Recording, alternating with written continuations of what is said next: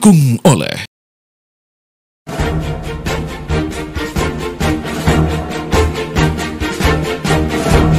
Mahkamah Konstitusi menggelar sidang perdana sengketa atau perselisihan hasil pemilu PHPU 2024.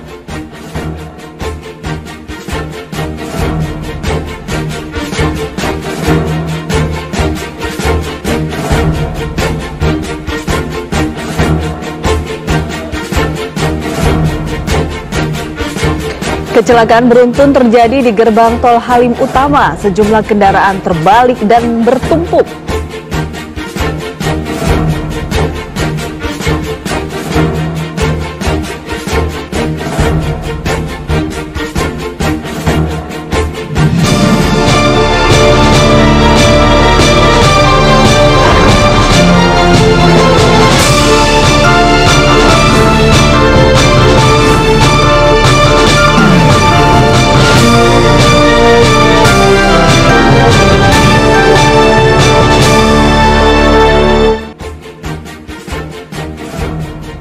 Pemirsa, selamat siang. Jumpa kembali bersama saya Prima Vernia. Selengkapnya dalam kabar siang hingga 2 jam ke depan. Informasi yang akan kami suguhkan diantaranya mengenai hingga kini polisi masih menyelidiki penyebab kecelakaan beruntun di gerbang tol Halim Utama Jakarta. Beberapa kendaraan pun ringsek setidaknya di 3 gardu.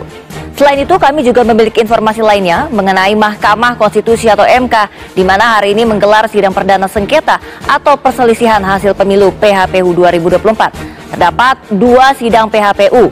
Yang pertama adalah pemeriksaan pendahuluan atau penyampaian permohonan pemohon untuk tim paslon nomor urut 1. Sedangkan sidang kedua nantinya untuk tim paslon nomor urut 3 Ganjar Pranowo Mahfud MD dengan agenda yang sama. Hari ini saya tidak sendiri, saya didampingi dengan rekan saya, Yaumi Fitri. Baik, pemirsa, kita mulai saja kabar siang hari ini bersama saya, Yaumi Fitri, dan juga Prima Alvernia berikut ini.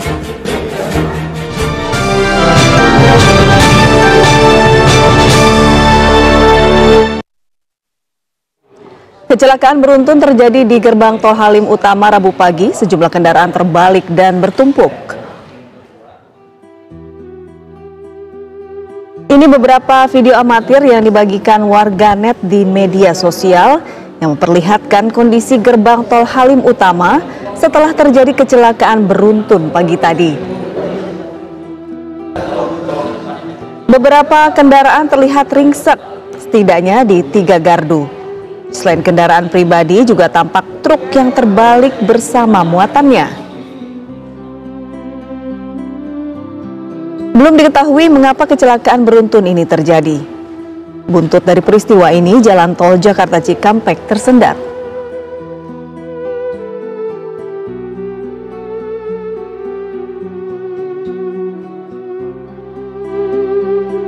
Kecelakaan beruntun terjadi di pintu gerbang tol Halim Utama dari arah Bogor menuju Jakarta pada Rabu pagi. Akibat kecelakaan ini, 3 gerbang pintu tol mengalami kerusakan parah. 7 kendaraan, 2 diantaranya mobil, truk mengalami kerusakan parah. Diduga peristiwa ini terjadi saat sebuah mobil, truk berwarna merah melaju kencang hingga menabrak kendaraan lain di depannya serta merusak 3 gerbang tol. Tak hanya menimbulkan kerusakan, 1 orang mengalami luka serius sehingga harus dibawa ke rumah sakit, sementara beberapa orang lainnya hanya mengalami luka ringan. Kecelakaan ini membuat petugas tol dan kepolisian terpaksa memberlakukan kontraflow. Penyebab kecelakaan atau kecelakaan panjang tidak terhindarkan karena adanya evakuasi kendaraan yang terlibat kecelakaan.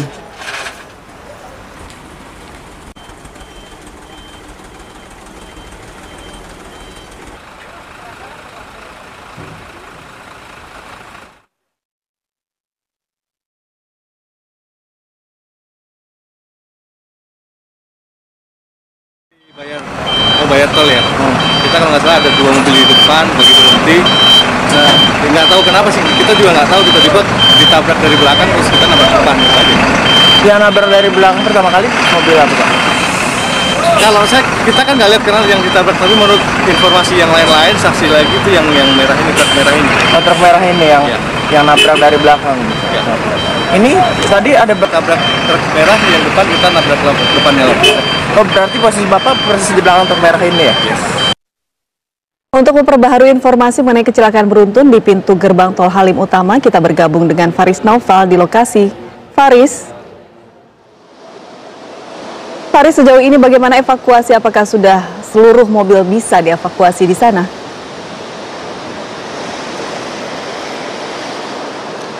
Selamat siang Yomi dan juga pemirsa, proses evakuasi sudah selesai dari sekitar setengah jam bahkan 45 menit yang lalu bersama-sama dari pihak Jasa Marga dan juga pihak kepolisian, PJR bekerja sama menderek mobil-mobil yang terdampak dari kecelakaan beruntun yang terjadi di gerbang tol Halim Utama ini. Dan kejadian bermula sekitar pukul 8.15 waktu Indonesia Barat, di mana sebuah truk mebel melaju dengan kencang sehingga menabrak di gerbang tol Halim Utama ini dan menyebabkan mobil-mobil lainnya terkena dampaknya. Bahkan tadi ada mobil yang sangat ringsek yang berwarna putih dan sudah dievakuasi juga, Yomi. Dan saat ini kondisi lalu lintas di gerbang tol Halim Utama juga sudah kembali normal, ramai lancar, tidak ada penumpukan kendaraan. Dan juga untuk korban, tadi ada yang 4 orang dibawa ke Rumah Sakit UKI Jakarta Timur karena mengalami kondisi yang cukup parah dibandingkan dengan korban-korban lainnya. Namun telah dikonfirmasi sejauh ini tidak ada korban jiwa menurut informasi dari Dilantas Polda Metro Jaya, Kombes Pol Latif Usman.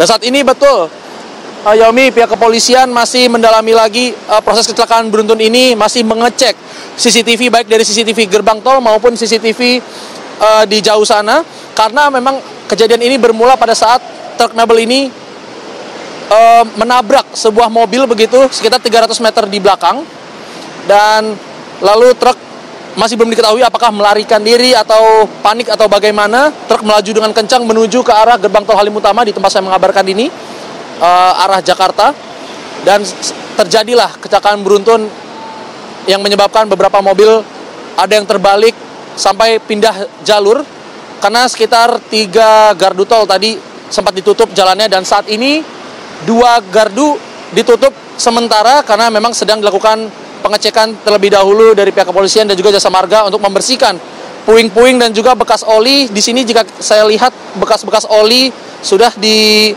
cover setelah ditutup dengan tanah agar tidak mengganggu mobilitas dari para pengendara yang melewati gerbang tol Halim Utama ini.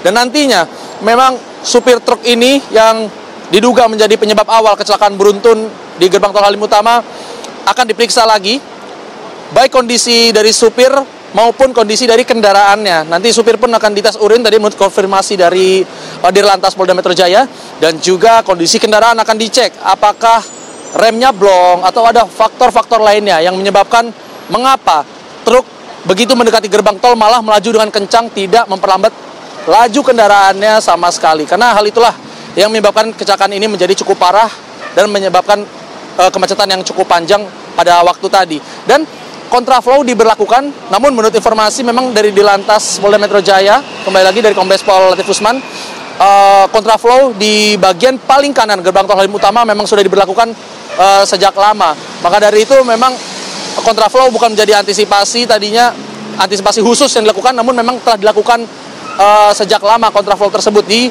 paling kanan gerbang tol Halim Utama untuk ke arah Jakarta, karena memang jam-jam segitu, jam-jam 7 sampai jam 9, sekitar jam-jam jam-jam kemacetan, rawan kemacetan, banyak orang berangkat bekerja, memang suka terjadi kemacetan di gerbang tol Halim Utama. Sementara demikian kami masih menunggu sebenarnya apa yang menyebabkan kecelakaan beruntun ini sebenarnya dari pihak kepolisian. Kembali ke Yomi di studio.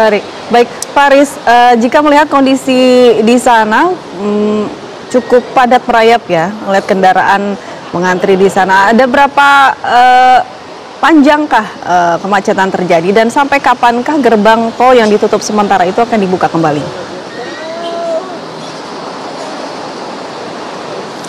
Baik, untuk kondisi kendaraan ini ramai lancar, tidak ada kemacetan atau penumpukan kendaraan, namun memang karena pengurangan gardu tol, 2 gardu tol pastinya menyebabkan mobil harus berkurang gardu tolnya untuk mengetep. Namun untuk macet sih ini masih dibilang normal karena memang di gerbang tol Halim Utama ini merupakan gerbang utama bagi dari arah Bekasi dan sekitarnya untuk menuju ke arah Jakarta. Dan gardu tol ini akan ditutup sementara sampai waktu yang belum ditentukan oleh pihak kepolisian sampai memang proses seperti olah TKP ataupun melihat CCTV dan juga membersihkan puing-puing yang masih tersisa di jalanan yang nantinya dapat mengganggu mobilitas dari laju kendaraan dari para penumpang yang melewati gerbang tol ini selesai. Jika nanti sudah selesai dari pihak kepolisian, nanti akan langsung dibuka karena melihat juga jam-jam seperti ini di sekitar jam 11 seperti saat ini tidak terlalu macet, maka dari itu waktu yang tepat untuk dilakukannya evakuasian lagi ataupun mengecek lagi apakah masih ada yang harus dibersihkan baik dari pihak Jasa Marga ataupun dari pihak kepolisian. Namun nanti akan langsung dibuka begitu ya, Omi. Baik, Naufal, apakah sudah ada informasi terbaru mengenai korban yang mengalami luka saat ini, terutama korban yang mengalami luka serius?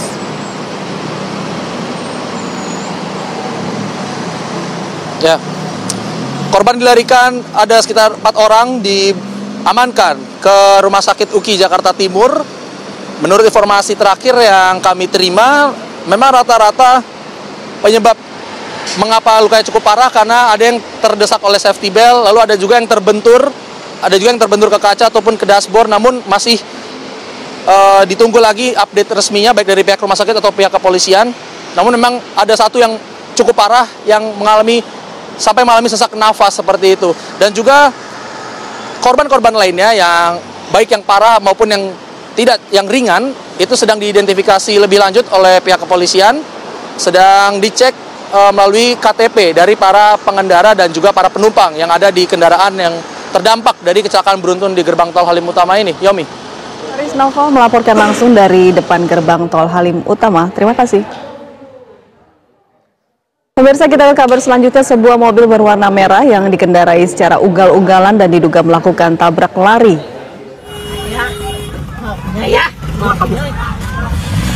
Dari potongan video terlihat mobil tersebut dihentikan oleh beberapa personel polisi, tepatnya di bawah jembatan flyover menuju ke arah luar kota.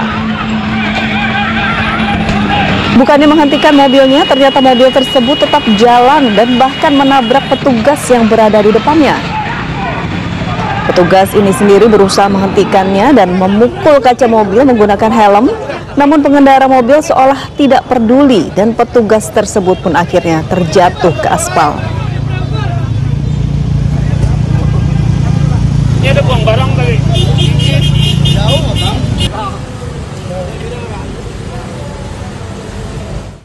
Usaha jeda kabar siang masih akan kembali dengan sejumlah informasi lainnya, diantaranya Mahkamah Konstitusi menggelar sidang perdana sengketa atau perselisihan hasil pemilu PHPU 2024. Sesaat lagi.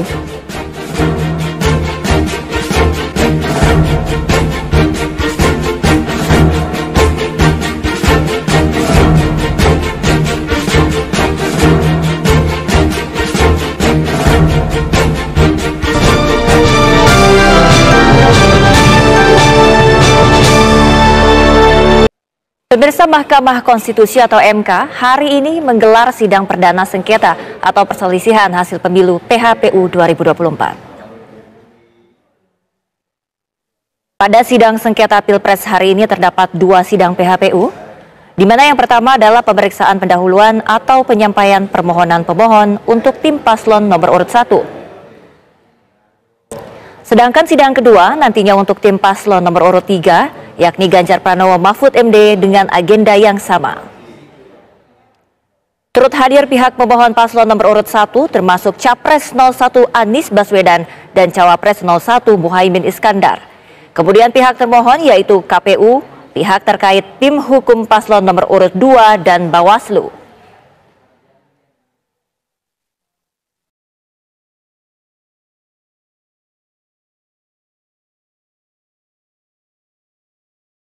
Dalam sidang sengketa perselisihan hasil pemilu 2024, tim kuasa hukum Anies Muhaimin menekankan bahwa Mahkamah Konstitusi berwenang memutuskan perkara soal pelanggaran pemilu, tidak hanya sekedar sengketa perolehan suara saja.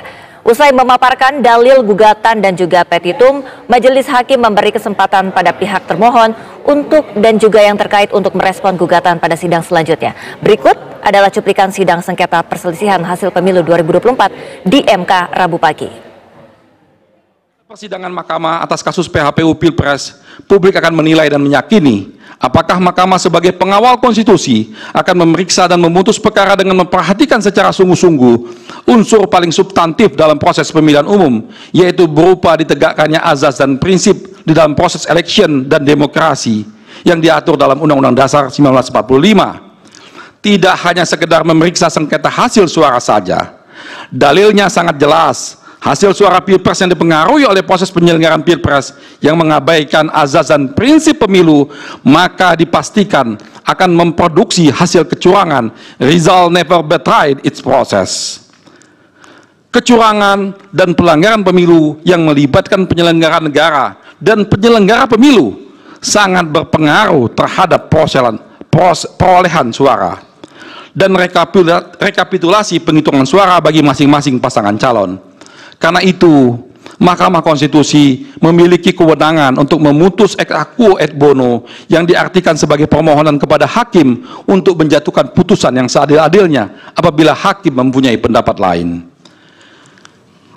Mahkamah Konstitusi mempunyai otoritas untuk menegakkan keadilan, bukan sekedar penegakan hukum, menegakkan hak konstitusional dan hak asasi manusia, serta menjamin dilakukannya safeguard of democracy, bukan sekedar sengketa hasil suara. Baik, selanjutnya untuk merespon permohonan pemohon, tentunya diberi kesempatan kepada termohon, pihak terkait dan Bawaslu untuk merespon. Kemudian persidangan akan dijadwalkan dilaksanakan pada besok hari Kamis tanggal 28 Maret 2024. Waktunya pukul 8 waktu Indonesia Barat sampai selesai.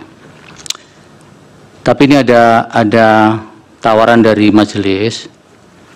Apakah kira-kira para pihak yang akan menyampaikan keterangan maupun jawaban tidak keberatan kalau persidangan besok itu digabung, termasuk pemohon 02? Barangkali ada hal-hal yang sebenarnya pada pokok-pokok permohonan tertentu jawabannya sama, sehingga kita bisa melakukan efisiensi terhadap persidangan itu. Dari termohon bagaimana? Izin Yang Mulia, kami mengikuti kebijakan majelis saja. Dari Bawaslu? Sama Yang Mulia. Sama dengan termohon mengikuti kebijakan dari majelis. Dari pihak terkait?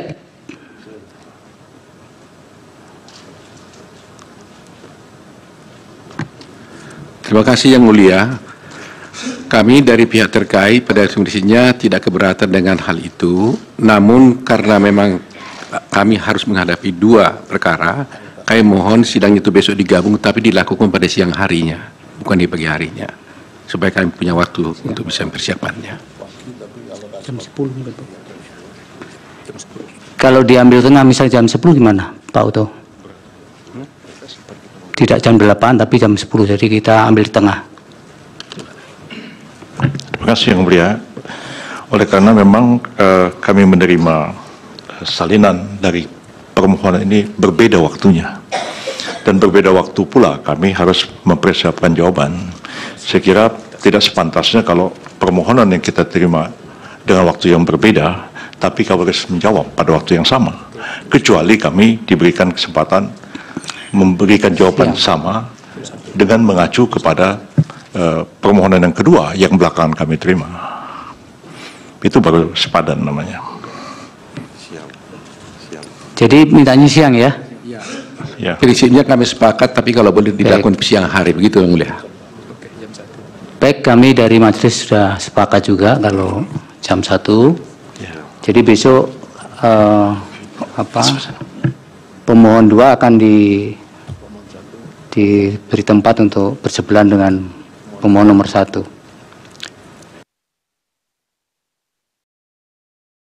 Dan pemirsa, berikut adalah poin-poin gugatan yang diajukan para pemohon di sengketa Pilpres 2024 di Mahkamah Konstitusi.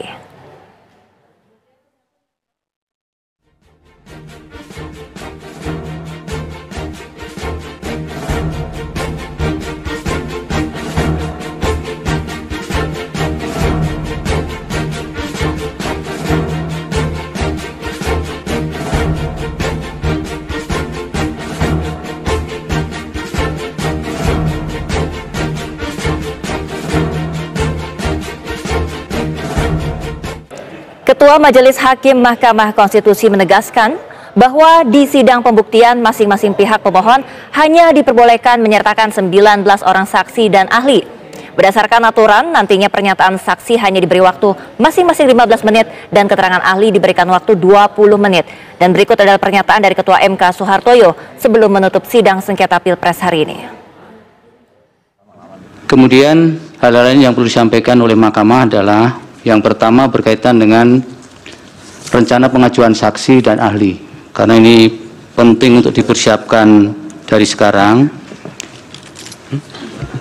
Nanti kita pertimbangkan. Jadi saksi dan ahli bisa diajukan 1 hari kerja sebelum persidangan dilanjutkan, berarti sebelum persidangan dijadwalkan, jadi mungkin mulai besok sudah bisa diajukan. Kemudian saksi dan ahli itu berjumlah 16 untuk saksi, 3 orang untuk ahli. Tapi kalau sekalipun misalnya mau di switch, misalnya dibanyakkan ahli juga tidak apa-apa. Baik Yang Mulia, makasih. Tapi akumulatifnya tetap 19 itu. 19 ya. Baik. Ini untuk berlaku untuk semuanya. Kemudian durasi waktu pemeriksaan kurang lebih masing-masing saksi maupun saksi nanti 15 menit dan ahli 20 menit. Itu supaya dicermati dari sekarang sehingga ketika mengajukan daftar saksi maupun daftar ahli supaya diklaster pada bagian-bagian apa yang akan dijelaskan supaya tidak kemana-mana nanti proses persidangan ini. Kemudian penyerahan tambahan alat bukti bisa disampaikan sepanjang persidangan ini masih berjalan, sepanjang diserahkan pada jam kerja.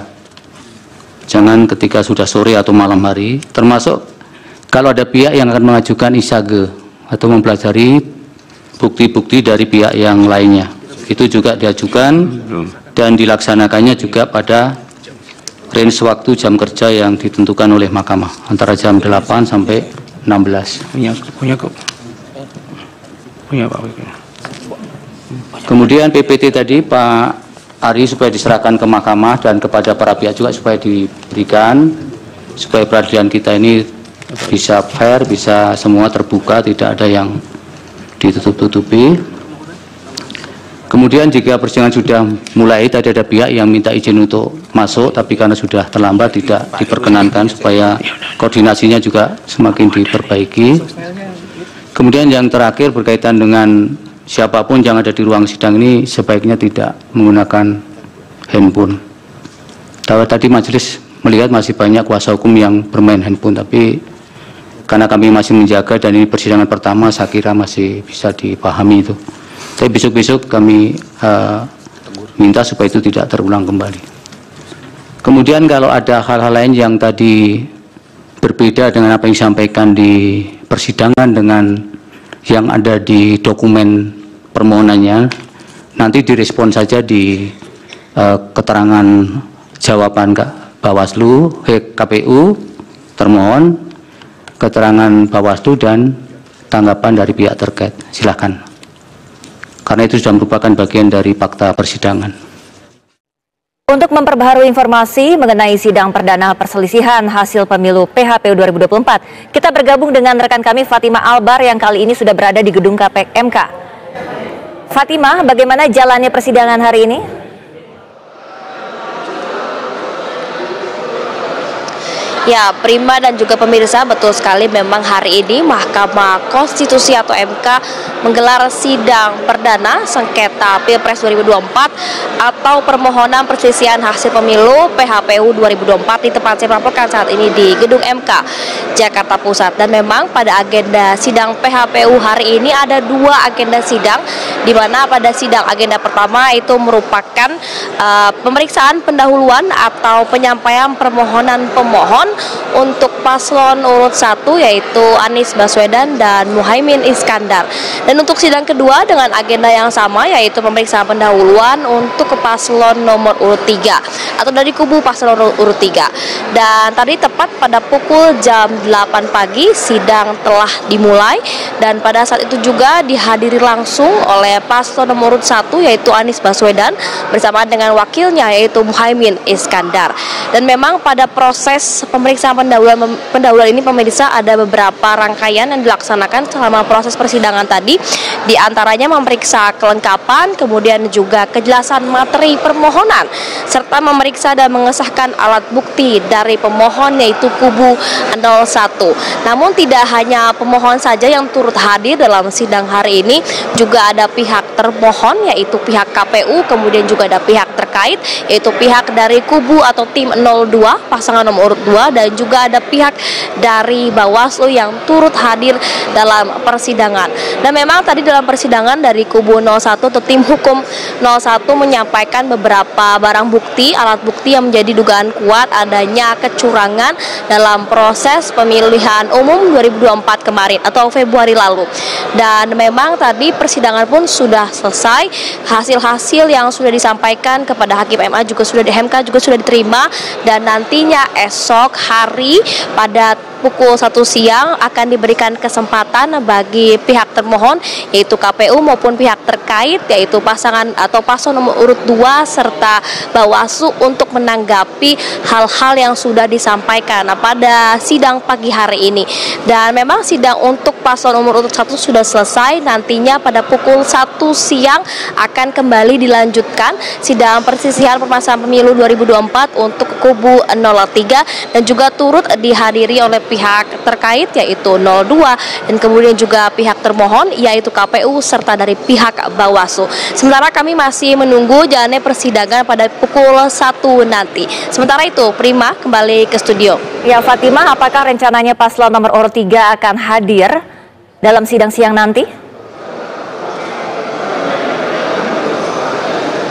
Ya, jika kita berkaca pada pasangan nomor urut 1 tadi, memang untuk Anies Baswedan bersama Muhaimin Iskandar ini turut hadir secara langsung. Bahkan tadi Anies Baswedan sempat menyampaikan pidato mengenai kecurangan-kecurangan atau dugaan-dugaan kecurangan yang terjadi di pemilu kemarin. Namun untuk paslon nomor urut 3 kami belum mengonfirmasi apakah Ganjar Pranowo beserta juga Mahfud MD akan turut hadir ke persidangan dan menyampaikan masalah permohonan-permohonan yang disampaikan nanti atau alat bukti apa saja yang akan disampaikan.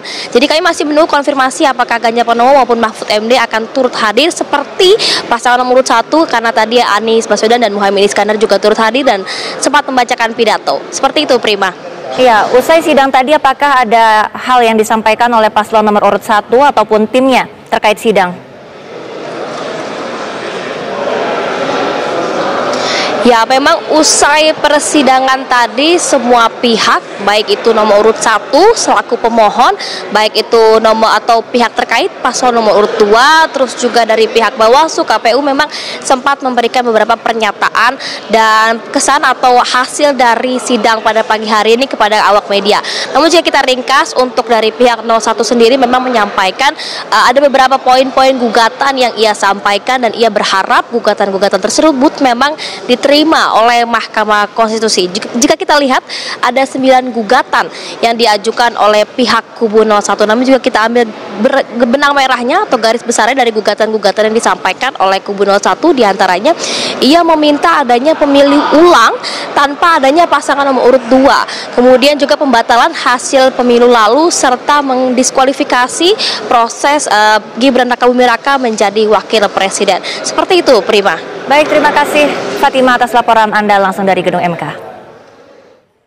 Deretan advokat kondang disiapkan untuk membela pasangan presiden dan wapres terpilih Prabowo Subianto dan Gibran Rakabuming Raka di Mahkamah Konstitusi. Informasinya sesaat lagi.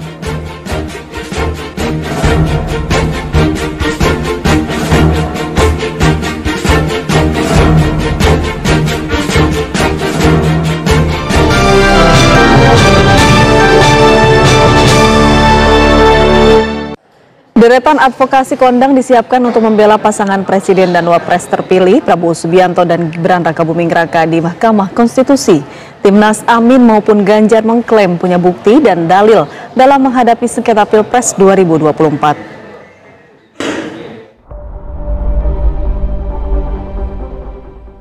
Barisan advokat kondang disiapkan untuk membela pasangan Presiden dan Wapres pemenang pemilu 2024, Prabowo Subianto dan Gibran Rakabuming Raka.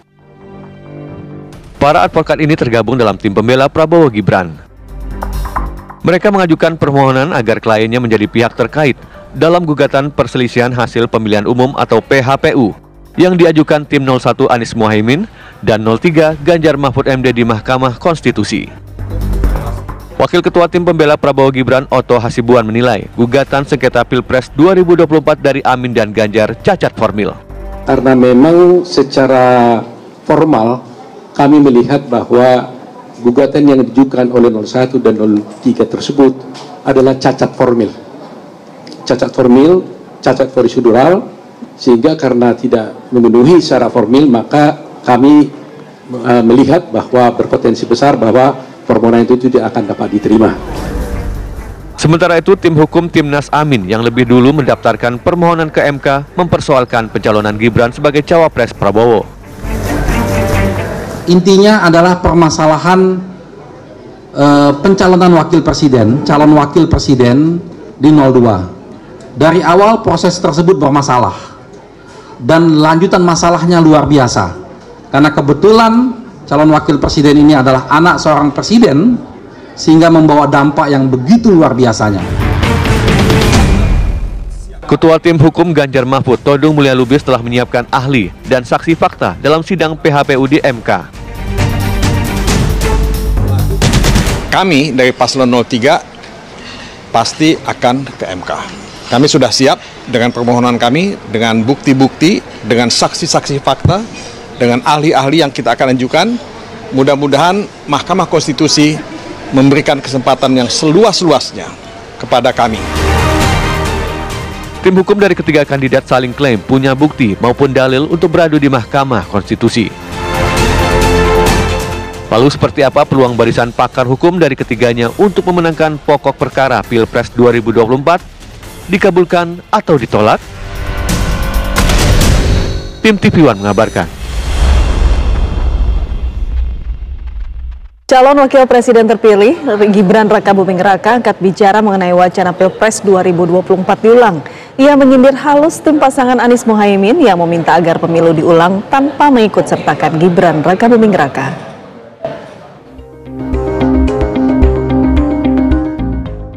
Gugatan sengketa pemilu sudah didaftarkan ke Mahkamah Konstitusi oleh pasangan calon nomor urut 1 dan nomor urut 3.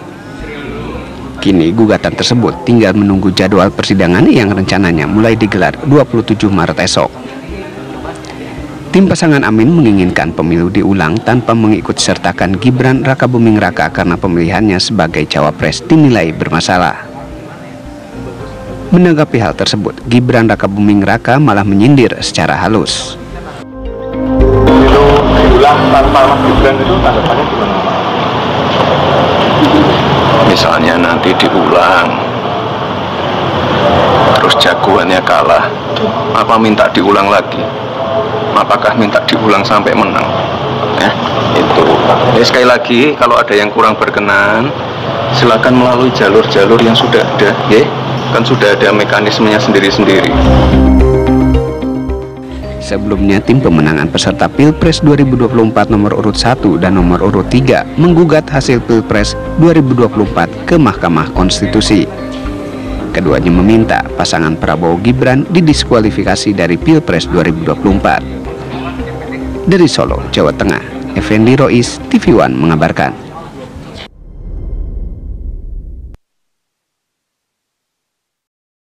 Presiden terpilih Prabowo Subianto dan Wakil Presiden terpilih Gibran Rakabuming Raka mengadakan kegiatan buka puasa bersama tim kampanye nasional Prabowo Gibran. Dalam sambutannya, Prabowo berjanji pemerintahannya yang dipimpinnya tidak akan korupsi. Presiden dan Wakil Presiden terpilih Prabowo Subianto dan Gibran Rakabuming Raka mengundang partai politik pendukung serta ormas yang mendukung Prabowo Gibran buka bersama.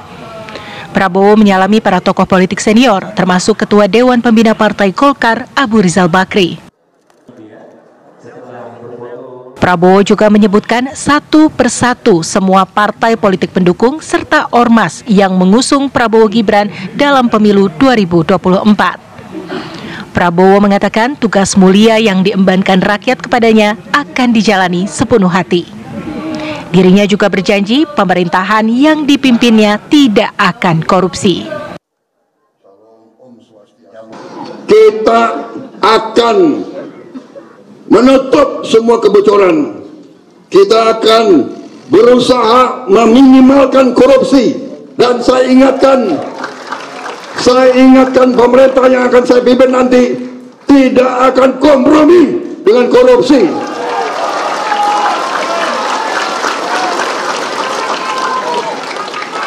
Dan saya tidak gentar. Saya ingin menghilangkan kemiskinan dari bumi Indonesia. Sementara Gibran yang berangkat dari Solo, Jawa Tengah tiba di saat Prabowo akan mengakhiri sambutannya.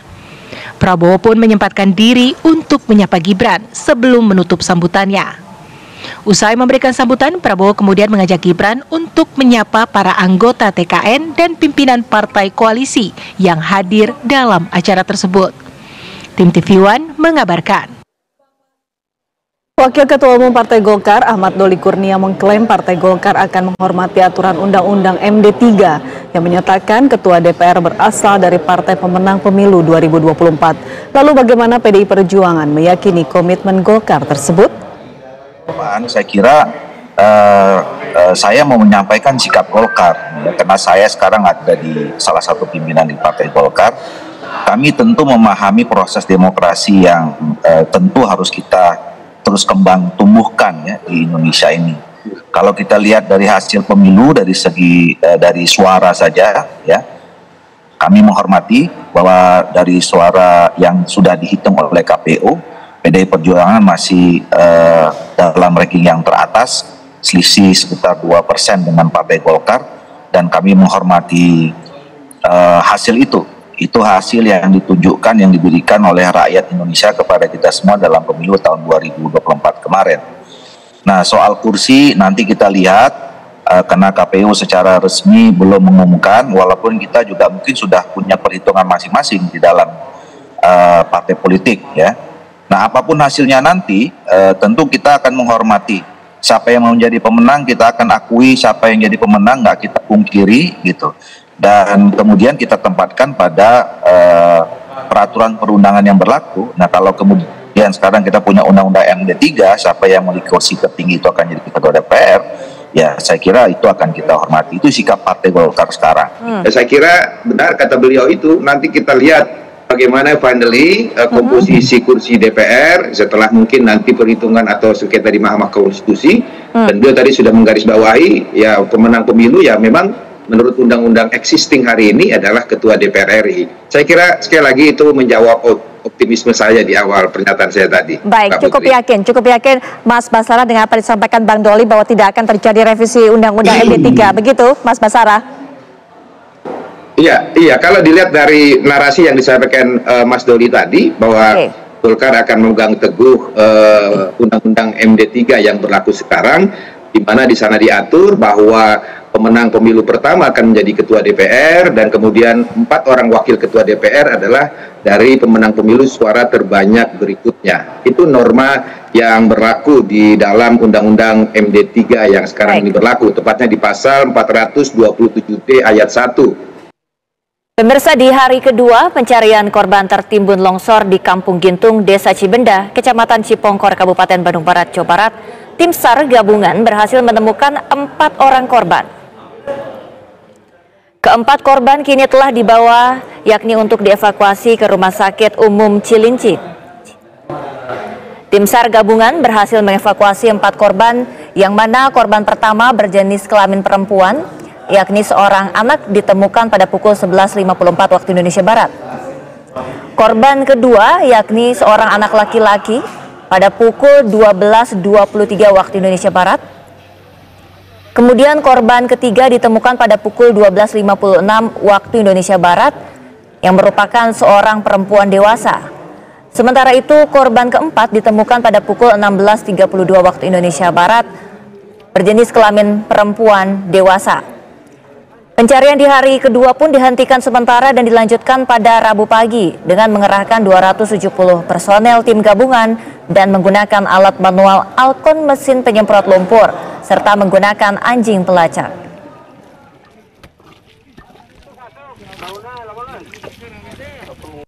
Nah, alhamdulillah pelaksanaan operasi SAR dari 10 korban kita sudah berhasil menemukan dan mengevakuasi 4 korban. Selanjutnya ditransportasi ke Rumah Sakit Cililin untuk dilakukan identifikasi oleh tim DVI dan Inavis. Selanjutnya pelaksanaan operasi SAR dihentikan sementara sejak pukul 17.30. Tim SAR kembali melanjutkan pencarian korban longsor di Cipongkor. Informasi terbarunya akan disampaikan oleh Cepi Kurnia yang kali ini sudah berada di lokasi. Cepi, bagaimana jalannya pencarian hari ini? Apakah sudah ada korban yang kembali ditemukan? Ya, baik Prima dan pemirsa TV One. Siang ini saya sedang berada di, memang jaraknya sekitar 500 dari titik longsor. Tadi saya sempat berada di lokasi titik longsor di Kampung Gintung, Desa Cibenda, Kecamatan Cipongkor. Namun saat tadi petugas sempat turun dan bersama dengan tim lainnya menggunakan anjing pelacak, tiba-tiba ada longsor susulan atau pergerakan tanah dari atas sehingga penghentian saat ini dihentikan dan seluruh awak media disuruh turun ke jarak yang lebih jauh untuk menjaga jarak aman. Sementara emang dari data terbaru sendiri kemarin sudah ditemukan 4 korban, diantaranya yaitu Asri usia 33 tahun, Nur Lalipah 8 tahun, Diki Saputra 4 tahun, dan 1 wanita lagi, orang dewasa, itu belum teridentifikasi. Nah, tadi saat juga dari Basarnas sudah menginfokan tadi ada penemuan jasad seorang anak kecil, yaitu di Kampung Ciangkrong, Desa Sasiarinaga, Kecamatan Cipongkor, 15 km dari titik longsor. Itu usianya 2 tahun, laki-laki. Itu diperkirakan baru diduga merupakan dari ke-10 korban. Dan saat ini ketika memang itu teridentifikasi bahwa korban yang belum ditemukan itu 5 orang lagi. Sementara tadi dari Kepala BNPB sendiri sudah melakukan peninjauan, yaitu Letjen TNI Suharyanto ke titik posko pengungsian di sana, tadi menemui sejumlah para pengungsi, ratusan pengungsi di SDN Cibenda. Tadi juga disampaikan sejumlah pemaparan oleh Letjen TNI Suharyanto, termasuk dengan terkait dengan ganti rugi terkait dengan rumah bagi para korban yang hancur, yaitu korban rumahnya hancur diganti rugi dengan 60 juta rupiah, sementara rusak sedang yaitu diganti 30 juta rupiah, dan juga rusak ringan 15 juta. Sementara untuk korban yang memang sebelum adanya relokasi nanti akan diberikan uang 500.000 rupiah untuk biaya sehari-hari atau ngontrak begitu. Sementara untuk pencarian sendiri memang sampai siang ini belum ada kepastian kapan dilanjut, mengingat cuaca di wilayah Cipongkor ini cukup mendung. Tadi pagi hari juga terjadi gerimis, sehingga tadi itu alasan daripada tim Basarnas untuk melakukan penghentian sementara terhadap para korban yang saat ini belum ditemukan. Begitu, Prima. Cepi, untuk mencegah jatuhnya korban jiwa lagi akibat musibah longsor, apakah ada wilayah-wilayah perumahan yang akan direlokasi begitu ke daerah yang lebih aman? Ya, sebelumnya memang dari Kementerian Sosial, tadi juga dari Kepala BNPB, Letjen TNI Suharyanto juga berbicara tentang terkait dengan relokasi, di mana wilayah-wilayah di daerah Cipongkor ini memang berada di perbukitan atau lereng-lereng, sehingga relokasi itu perlu dilakukan. Namun untuk relokasi sendiri perlu kajian dengan beberapa pihak untuk agar kejadian serupa di wilayah ini tidak terjadi lagi, sehingga tadi juga ada beberapa rumah warga yang terdampak, ada 146 jiwa yang terdampak, yaitu direlokasi, dan mereka diimbau untuk tidak kembali ke rumahnya, mengingat saat ini cuaca di wilayah Cipongkor sendiri memang tidak memungkinkan untuk mereka tinggal di tempat rumahnya sendiri. Begitu, Prima. Baik, terima kasih Cepi Kurnia atas laporan Anda langsung dari Bandung Barat, Jawa Barat. Pemirsa, kita beralih ke informasi lainnya, yakni mengenai kasus demam berdarah tinggi atau DBD di Kota Bekasi yang kini semakin melonjak. Sejak awal Februari hingga Maret 2024, pasien DBD terus mengalami peningkatan. Dari pantauan kasus DBD di RSUD Hasbullah Abdul Majid, Kota Bekasi, tercatat ada sebanyak 136 pasien dengan 1 pasien meninggal dunia. Pasien memiliki gejala peningkatan suhu tubuh tinggi disertai sakit kepala dengan jangka waktu 3 hingga 4 hari. Dari data Dinas Kesehatan Kota Bekasi, hingga pertengahan bulan Maret ini tercatat 612 kasus DBD yang ditemukan dengan angka kematian 4 jiwa.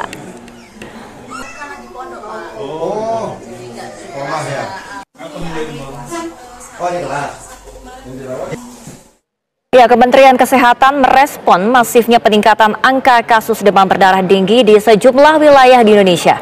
Kemenkes menyebut salah satu penyebab lonjakan angka DBD dikarenakan adanya pergantian musim.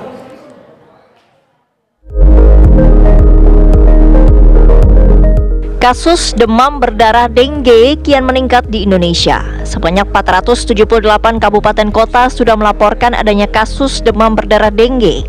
Dibanding dengan tahun lalu, data pasien demam berdarah mengalami kenaikan hingga 2 kali lipat. Hingga Maret sudah terdata sebanyak 38.400 kasus demam berdarah dengan total kasus kematian di tahun 2024 mencapai 314 kasus. Menurut Kementerian Kesehatan, peningkatan kasus demam berdarah ini diakibatkan pergantian musim hingga masifnya pertumbuhan telur nyamuk di genangan air yang tersisa di sekitar permukiman warga. Kalau kita lihat setiap pergantian musim, apakah itu dari musim panas ke musim hujan, dari musim hujan ke musim panas, itu selalu memunculkan suatu resiko penambahan tempat-tempat nyamuk untuk berkembang biak, ya kan? Karena kemudian kan hujan terus panas, ya. Jadi mungkin masih ada air-air yang menggenang, ya, tetapi kemudian belum sempat kering betul, ya, tapi sudah ada hujan kembali. Nah, tempat-tempat air yang menggenang ini adalah tempat untuk nyamuk berkembang karena di situ dia bisa menaruh telur-telurnya, dan telur nyamuk itu cukup banyak, ya, bisa sampai puluhan ribu, 50.000 sampai dengan 100.000. Kementerian Kesehatan mengimbau kepada masyarakat agar selalu menjaga kebersihan, terutama pada genangan air yang tersisa. Jika masyarakat merasakan gejala demam berdarah dengue, segera berobat ke fasilitas kesehatan terdekat. Dari Jakarta, Agam Rizky, Teddy Swendi, TV One mengabarkan. Pemirsa, tradisi unik di Indonesia menjelang Hari Raya Idul Fitri menukarkan uang baru. Meskipun Hari Raya Idul Fitri waktunya masih cukup panjang, masyarakat di Bandung, Jawa Barat dan Lumajang, Jawa Timur cukup antusias menukarkan uang baru untuk Lebaran.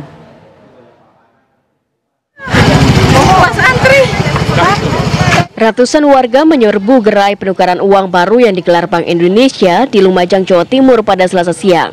Untuk bisa memperoleh uang kertas baru, warga harus mendaftarkan diri dulu melalui aplikasi penukaran dan tarik uang rupiah atau pintar dengan total nilai penukaran maksimal 4 juta rupiah. Namun sayang, puluhan warga yang terlanjur mengantri sejak pagi harus kecewa karena kuota penukaran uang baru yang dipatasi sebanyak 100 orang ini telah habis sebelumnya. Bagi sebagian warga, seakan kurang lengkap jika tanpa dibarengi dengan pembagian THR maupun uang saku lebaran dengan menggunakan pecahan uang baru.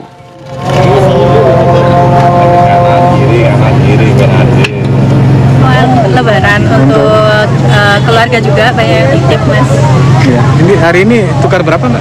Totalnya 1.900.000, pecahannya untuk yang 10.000 1 juta, yang 5.000 500.000, sedangkan yang 2.000 ada 400.000. Sebelumnya pendaftarannya seperti apa, Mbak? Sebelumnya pendaftarannya kita melalui Pintar dari aplikasinya BI yang dibuka sekitar 5 hari yang lalu. Pendaftaran jadi lewat situ. Jadi untuk semua teman-teman yang ingin menukarkan uang bisa langsung masuk ke aplikasinya BI dari Bank Indonesia. Artinya jauh-jauh hari sudah mempersiapkan, ya? Betul, dari jauh-jauh hari harus mempersiapkan karena banyak sekali yang datang di sini belum daftar, jadi tidak bisa dilayani untuk penukaran uang. Banyak yang kecewa akhirnya tadi, ya? Betul. Bank Indonesia membuka layanan bagi masyarakat yang ingin melakukan penukaran uang baru. Penukaran uang baru di Bandung dilaksanakan di beberapa titik, salah satunya di Pasar Kosambi, Kota Bandung, Jawa Barat. Terpantau antusias masyarakat menukarkan uangnya dari pagi hingga siang cukup ramai. Menurut salah satu warga, pelayanan penukaran uang cukup mudah, hanya perlu registrasi dan tidak memakan waktu cukup banyak, hanya 5 menit saja. Nantinya uang baru ini akan digunakan warga untuk dibagikan kepada saudara di kampung halaman saat Idul Fitri nanti.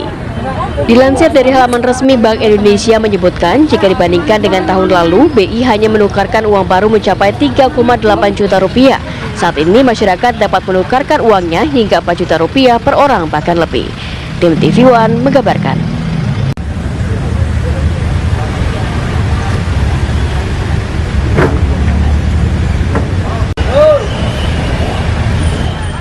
Selama bulan suci Ramadan, soto Belanda di Probolinggo, Jawa Timur semakin laris manis.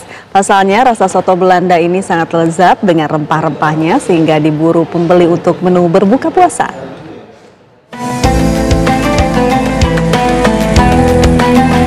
Di sebuah warung sederhana inilah sebuah makanan khas soto Belanda menjadi incaran pemburu kuliner. Di saat bulan suci Ramadan tiba di Desa Sumber Anyar, Kecamatan Paiton, Probolinggo, Jawa Timur. Tak heran jika racikan soto Ibu Jitro ini sangat lezat dan nikmat karena menggunakan bahan bumbu dari rempah-rempah dan juga daging ayam kampung. Soto Belanda ini sudah dikenal sejak zaman peninggalan Belanda terdahulu yang dirintis turun-temurun. Persiapan buka puasa ya. Sudah sering kesini? Ya. Sebelum puasa pun sering kesini. Ramadan ini? Ya. Kalau Ramadan kan saya luar kota. Saya hari Senin sampai Jumat aja di sini. Untuk Sabtu Minggu kan saya nggak di sini. Dari mana asalnya? Saya dari Gresik. Pas keluarga di sini ya saya ajak ke sini. Pasti saya ajak ke sini kalau keluarga suka soto sini, keluarga juga cocok, masakan juga cocok. Ini lebih banyak koyahnya, kemudian rasanya lebih enak daripada yang warung lain di sini. Ini paling top. Dibungkus ke rumah? Ya, dibawa pulang. Kalau beli di sini sampai berapa bungkus? Kadang lebih dari 5 bungkus. Untuk apa itu? Ya untuk ya buka puasa. Kadang kalau Ramadan ya beli di sini.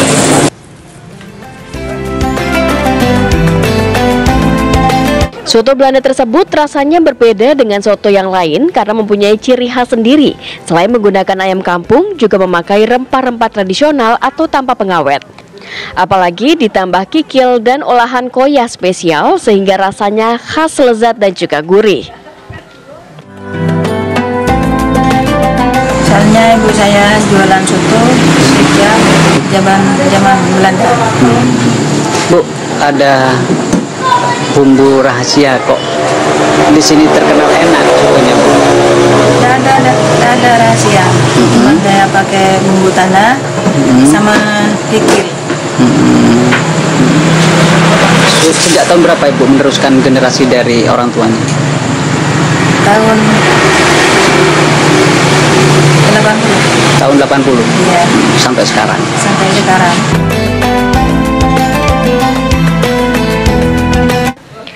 Maka tak heran jika para pembeli banyak yang membungkus soto Belanda itu untuk dibawa pulang karena sangat cocok sebagai menu buka puasa maupun sahur puasa Ramadan, apalagi dihidangkan dengan kondisi yang hangat. Pemburu kuliner tidak perlu mengeluarkan biaya besar karena satu porsi hanya dijual Rp10.000 saja. Dan hanya dalam waktu 2 jam, soto Belanda buatan Ibu Jitro ini ludes diserbu pembeli. Dari Probolinggo, Jawa Timur, Muhammad Syahwan, TV One mengabarkan.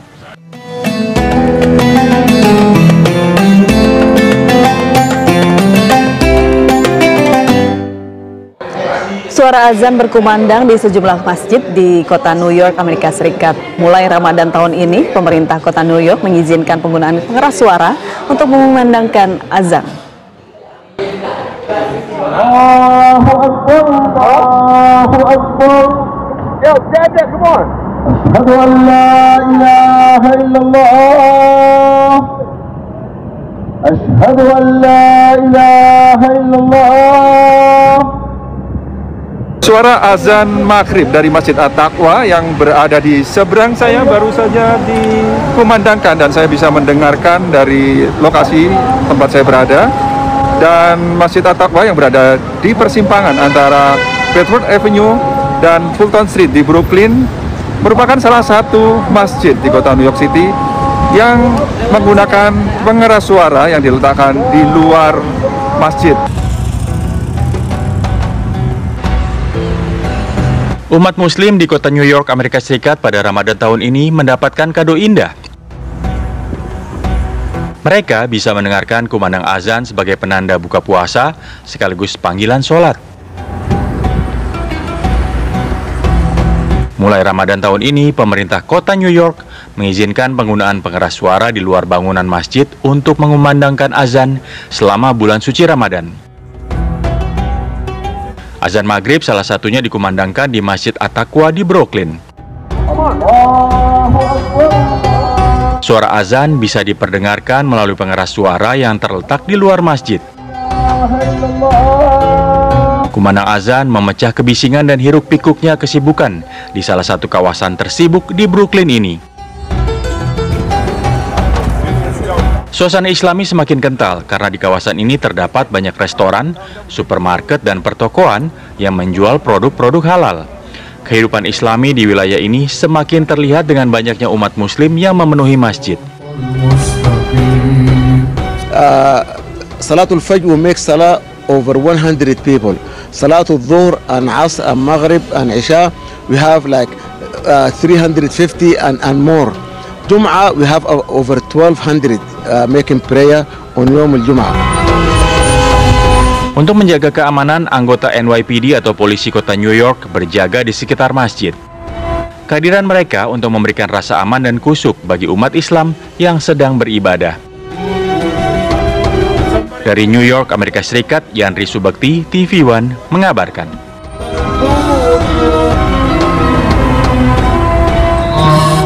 Pertamina bersama Bakri & Brothers menggelar penandatanganan kesepakatan untuk berkolaborasi dalam pengembangan infrastruktur riset berkelanjutan di ibu kota negara Nusantara. Ya, Bakri & Brothers bertekad untuk menjadikan Indonesia sebagai kiblat dekarbonisasi lewat bidang pendidikan bertaraf internasional di IKN.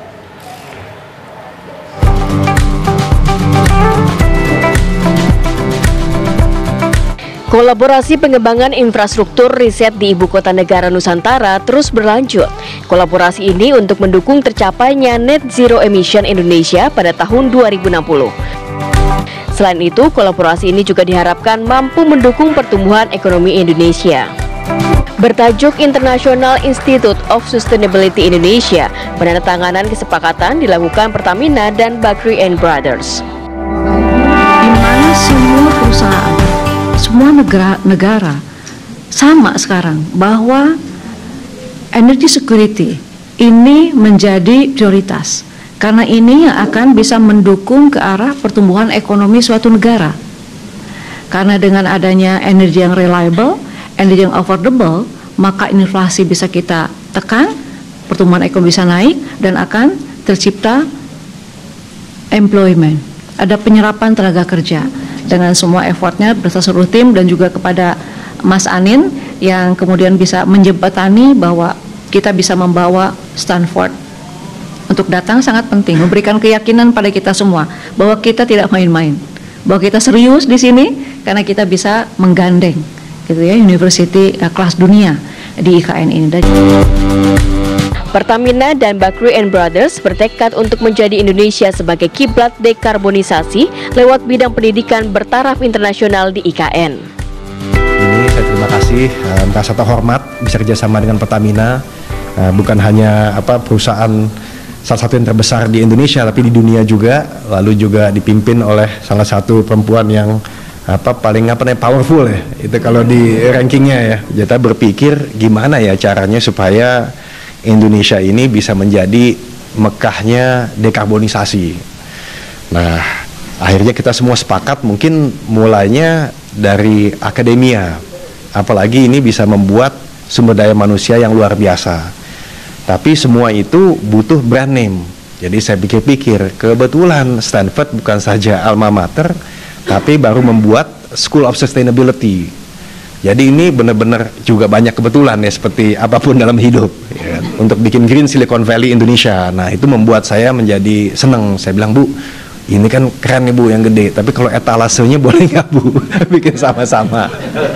Kita bikin International Institute of Sustainability Indonesia. Alhamdulillah.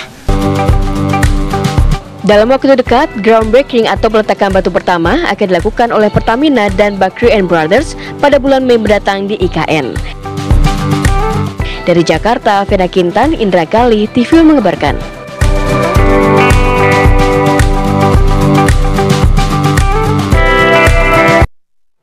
Pemirsa, informasi tadi sekaligus menutup jumpa kita kali ini di Kabar Siang bersama saya Prima Fernia dan juga saya Yomi Fitri mengucapkan terima kasih. Selamat siang. Sampai jumpa.